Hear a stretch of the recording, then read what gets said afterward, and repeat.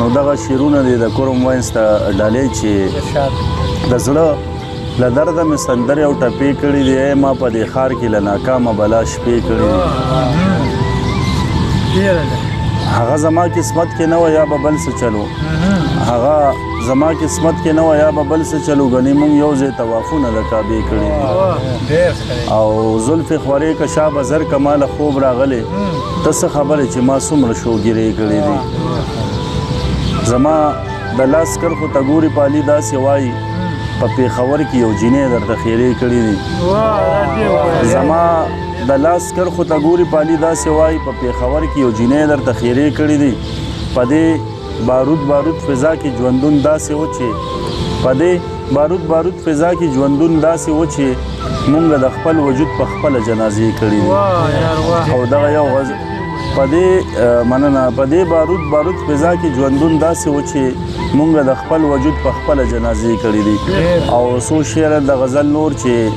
نه داسې نه ده چې په نه زړه مې اشنا راکوي ماله چې غاړه راکوي نو په رضا راکوي او د ډېره سوخته په جړا شوه راته داسې ویل وطن ته راشه مړه رزق به الله راکوي په شړک بارانو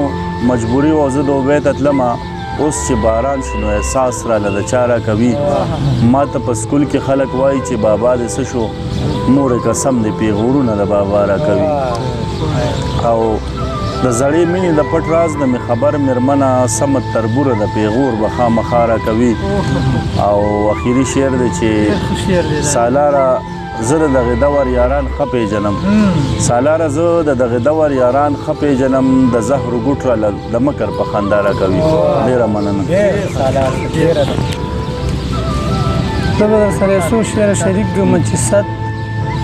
د محبت دې په لیمو کې اوړي راوړي چې صد د محبت دې په لیمو کې اوړي راوړي رنګونه دې د حسن په جلوو کې اوړي راوړي او تا ماته د رقیب مخکې خبره کړې سوه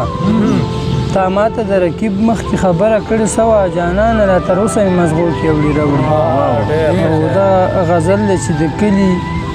د دهقان په سر د څو روپۍ اخیستي د کلي د دهقان په سر د څو روپۍ اخیستي قاتله د انسان په سر د څو روپۍ اخیستي او خودکشه د دې ښار د خلکو غم را سره نشته خودکشه د دې ښار د خلکو غم را سره نشته خودکشه خو د ځان په سر د څو روپۍ اخیستي او شعر دی چې توبه توبه د خدای د قدرتونو نه منکر شوي توبه توبه د خدای د قدرتونو نه منکر شي مرتده د ایمان په سر د څو روپۍ اخیستي او دا ته چې راته داسې په قاتل نظر راګوري دا ته چې راته داسې په قاتل نظر راګوري جانانه د جانان په سر د څو روپۍ اخیستي او دا لر او بر چې واړه پښتونخوا په وینو سره شوه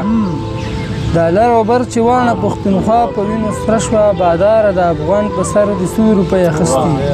او خاموشه چې د یار د هېرولو تاب دې نه و خاموشه چې د یار د هېرولو تاب دې نه و خاموشه د ارمان په سر د څو روپۍ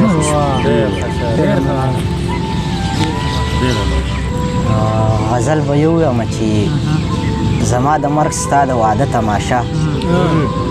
زما د مرګ ستا د واده تماشه په یو مالت کې عجیبه تماشه تا له واده او ما له مرګ ښه دی نور اوږدونه د بېلتانه تماشه د بېلتانه تماشې چې